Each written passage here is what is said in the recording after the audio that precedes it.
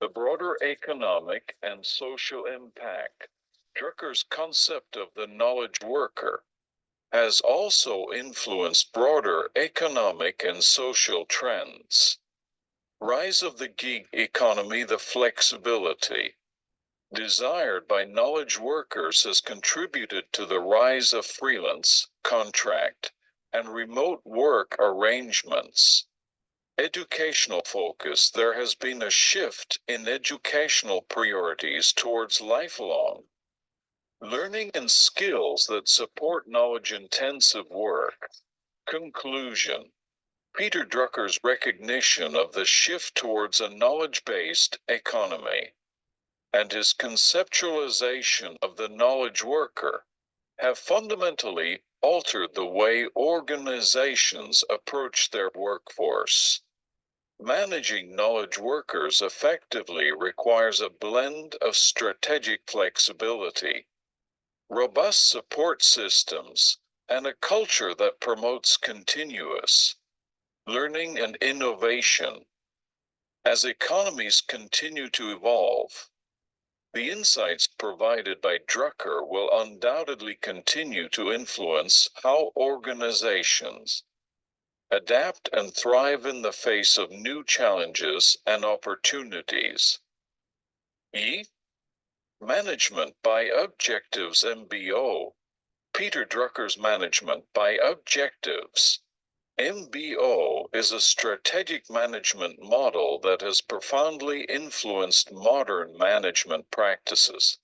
MBO focuses on aligning company goals with the personal objectives of employees, enhancing both performance and motivation.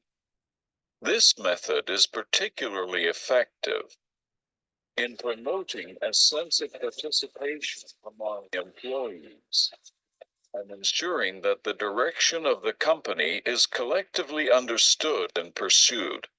1. Fundamentals of management by objectives. MBO operates on several key principles. A. Setting clear, achievable objectives. Objectives are established at various levels of the organization, ensuring they are specific, measurable, achievable, relevant, and time-bound. SMIRT. These objectives are not just top-down directives, but are agreed upon through negotiation between employees and management. B. Participatory goal setting. This approach fosters greater employee engagement because workers participate in setting their own goals. This involvement ensures that the objectives have personal significance to employees, which enhances motivation. C. Aligning objectives across the organization. MBO ensures that the goals at different organizational levels are aligned with the strategic objectives of the company. This alignment helps maintain focus and coherence in activities throughout the organization. Periodic review and feedback. Objectives are regularly reviewed in meetings between managers and employees, which helps keep projects on track and allows for mid-course corrections. This continuous feedback loop supports better communication and responsiveness within the organization. Key performance evaluation and reward. Performance is evaluated based on the achievement of objectives.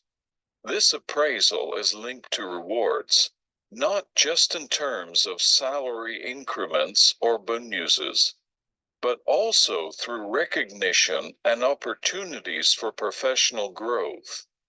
2. Benefits of MBO. The implementation of MBO offers several advantages. A. Improved manager-employee relations by working together to set and achieve goals. Relationships between managers and employees are strengthened, fostering a cooperative work environment. B. Increased clarity and focus, clear objectives. Provide employees with a sense of direction and focus their efforts on critical activities, reducing wasted resources and efforts on non-essential tasks. She enhanced accountability since objectives are defined clearly and agreed upon. There is a higher level of accountability among employees to meet their targets. Empowerment and motivation. Employees feel more empowered and motivated when they are involved in the goal-setting process, and when their achievements are directly linked to personal and organizational goals. 3. Challenges in implementing MBO. While MBO has many strengths, there are also challenges in its implementation. A. Time-consuming process. The process of setting goals and conducting regular reviews can be time-consuming and may require significant managerial effort. B. Risk of overemphasis on objectives. There can be a tendency to focus too narrowly on achieving specific objectives, potentially neglecting other important aspects of the job or opportunities outside the defined goals. C. Adaptability issues in fast-changing industries. The rigid setting of objectives may limit the ability to adapt to new challenges or opportunities that arise after goals have been set. 4. MBO in multinational companies. MBO is particularly useful in multinational companies, where ensuring alignment across diverse geographies and cultures can be challenging. It helps create a unified direction and common understanding of what needs to be achieved, regardless of location. This is crucial for maintaining coherence in global strategies and operations. 5. Evolution and current relevance. Over the years, the concept of MBO has evolved to accommodate new management, thinking, and business realities, such as the need for more flexibility and adaptability in goal setting. Today, while the basic principles of MBO are still in use, they have been integrated into more dynamic systems of performance management that accommodate continuous change and cross-functional goals. Conclusion. The relevance of management by objectives MBO, as originally formulated by Peter Drucker, endures in today's complex business environment. This strategic management approach has stood the test of time, demonstrating its adaptability and effectiveness in fostering organizational success across various industries and cultures. MBO's focus on clear, participatory goal setting is a fundamental principle that resonates with contemporary management practices, emphasizing alignment, accountability, and employee engagement. 1. Enduring principles of MBO. Goal alignment. MBO helps ensure that individual goals are aligned with the broader objectives of the organization. This alignment is crucial in driving organizational performance and ensuring that all efforts are directed towards common ends. Employee engagement. By involving employees in the goal-setting process, MBO enhances engagement and motivation. This participatory approach not only makes employees feel valued, but also increases their commitment to achieving their personal and the organization's goals. Accountability and transparency MBO fosters a culture of accountability where individuals are responsible for meeting their objectives. This transparency helps in identifying areas where employees excel and where they may need additional support or resources. 2. Adaptability of MBO. Despite its origins in the mid-20th century, MBO has evolved to fit the changing landscapes of modern businesses. Today, it integrates seamlessly with other management methodologies, like Agile and Lean, which emphasize flexibility, continuous improvement, and rapid response to change. Organizations now use MBO not just for setting annual objectives, but also for supporting more dynamic and iterative processes that require regular revaluation and adjustment of goals. 3. Integration with technology. Advancements in technology have also transformed how MBO is implemented. Modern tools and software facilitate easier tracking of objectives, real-time feedback, and more efficient communication between managers and employees. This technology integration supports the MBO framework by making it more accessible and adaptable to various operational needs. 4. Challenges and considerations. While MBO continues to be a valuable tool, it is not without challenges. It requires careful implementation. Flexibility in goals. Goals must be flexible, enough to allow for adjustments in response to changing market conditions or unexpected opportunities. Cultural fit. The success of MBO can depend heavily on organizational culture.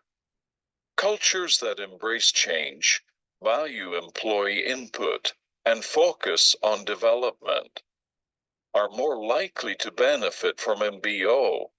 Balancing quantitative and qualitative goals.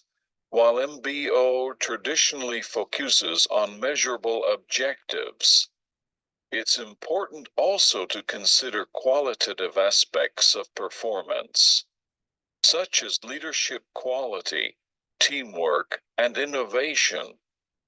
5. Future of MBO.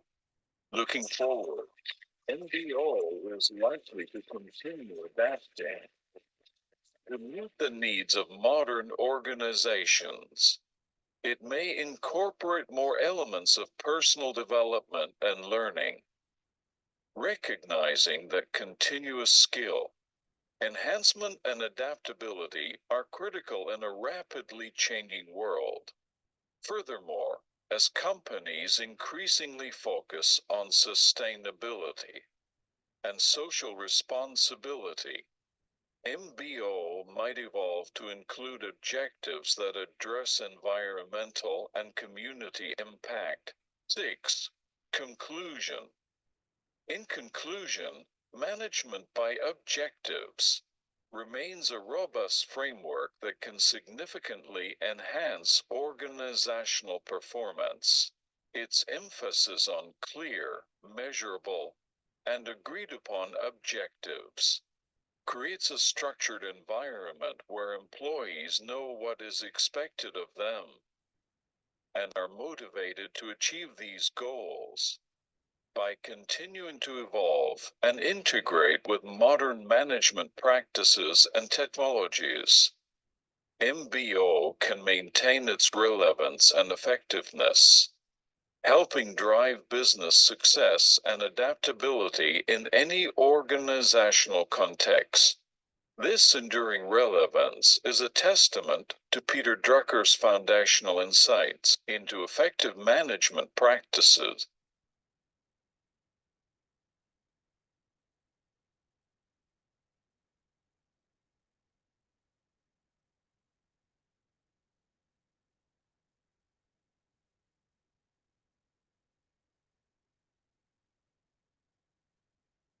The best way to predict the future is to create it. Knowledge has to be improved, challenged, and increased constantly, or it vanishes. There is nothing so useless as doing efficiently that which should not be done at all. Management is doing things right. Leadership is doing the right things. The most important thing in communication is hearing what isn't said. The entrepreneur always searches for change, responds to it, and exploits it as an opportunity. Efficiency is doing things right. Effectiveness is doing the right things. Plans are only good intentions unless they immediately degenerate into hard work. We now accept the fact that learning is a lifelong process of keeping abreast of change.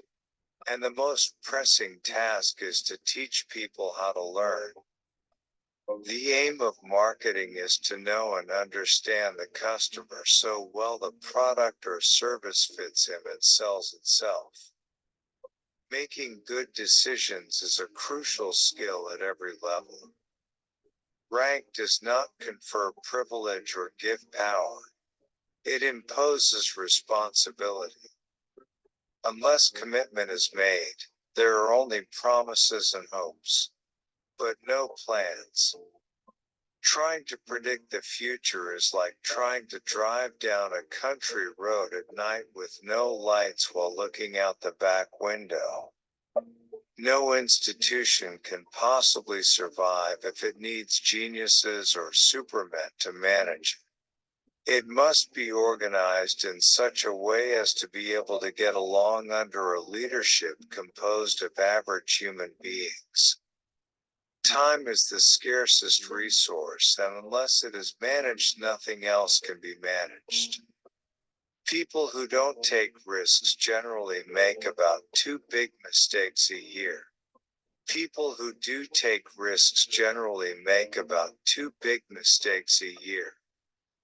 The new information technology, internet and email, have practically eliminated the physical costs of communications. Follow effective action with quiet reflection. From the quiet reflection will come even more effective action. The only thing we know about the future is that it will be different. Today, knowledge has power. It controls access to opportunity and advancement. Never mind your happiness, do your duty. Effective leadership is not about making speeches or being liked. Leadership is defined by results, not attributes. So much of what we call management consists in making it difficult for people to work. Most discussions of decision making assume that only senior executives make decisions or that only senior executives' decisions matter. This is a dangerous mistake. When a subject becomes totally obsolete, we make it a required course. The purpose of a business is to create a customer. Innovation is the specific instrument of entrepreneurship. The act that endows resources with a new capacity to create wealth. Most of what we call management consists of making it difficult for people to get their work done. The computer is a moron. Management by objective works if you know the objectives. 90% of the time you don't. My greatest strength as a consultant is to be ignorant and ask a few questions. Manners are the lubricating oil of an organization. It is a law of nature that two moving bodies in contact with each other create friction. This is as true for human beings as it is for inanimate objects.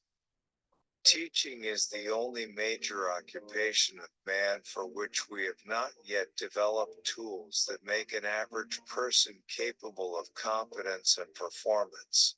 In teaching, we rely on the naturals, the ones who somehow know how to teach. Executives owe it to the organization and to their fellow workers not to tolerate non-performing individuals in important jobs. Accept the fact that we have to treat almost anybody as a volunteer. The productivity of work is not the responsibility of the worker but of the manager. The most efficient way to produce anything is to bring together under one management as many as possible of the activities needed to turn out the product. Business, that's easily defined, it's other people's money. A manager is responsible for the application and performance of knowledge. Checking the results of a decision against its expectations shows executives what their strengths are, where they need to improve, and where they lack knowledge or information. Few companies that installed computers to reduce the employment of clerks have realized their expectations. They now need more, and more expensive clerks even though they call them operators or programmers. Thanks for watching. Waiting for the next video. Like, comment, and subscribe.